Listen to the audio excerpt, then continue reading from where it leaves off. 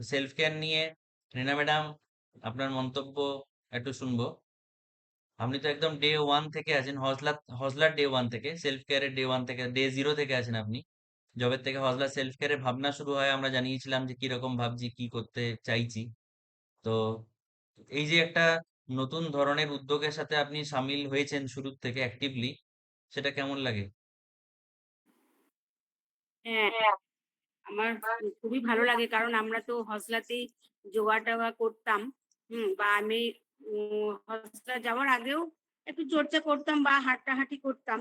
তো হজলায় আসার পর থেকে আমরা যোগা ক্লাসগুলো করতাম। তো খুবই ভালো লাগতো। তারপরে কিছু কারণে অনেক রকমের কারণে কিছুদিন বন্ধ ছিল, তখন আমাদের খুব মন খারাপ হচ্ছিল যে কেন বন্ধ আছে। তো সেটা পরে বুঝতে পারলাম যে আরো কিছু ভালো পাওয়ার জন্যই এগুলো বন্ধ আছে।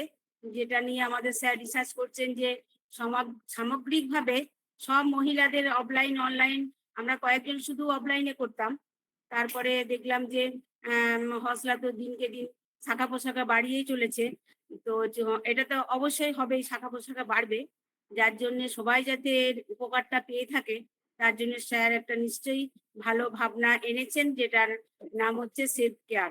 এই সেলফ কেয়ার থেকে সত্যি আমার খুব ভালো লাগে যে আমরা না হাঁটতে গেলেও আমরা ছুটতে পারি, স্কিপিং করতে পারি, যেটা আমার জানা ছিল না। সিট স্কিপিং, সিট রান, এই যে এগুলো, আর ওই ব্যালেন্স থেরাপি, যেটা বয়সকালে আমাদের খুবই দরকার হয়। যে হাত পা ঠিক চলছে না বা পড়ে যাওয়ার ভয় থাকে, সেখানে যে স্যার যেগুলো করছেন, করাচ্ছেন, আমরা সবাই উপকৃত। সবাই খুবই জয়েন করছেন। হয়তো কোনো কোনো কারণে সব দিন জয়েন করতে পারি না, সারাদিনে হয়তো একবারও জয়েন করি আর কি। হ্যাঁ, এটা আমি একটু ভালো। বাইরে আছি। তো হ্যাঁ, খুবই শিল্পী ভালো ম্যাডাম, লাগছে।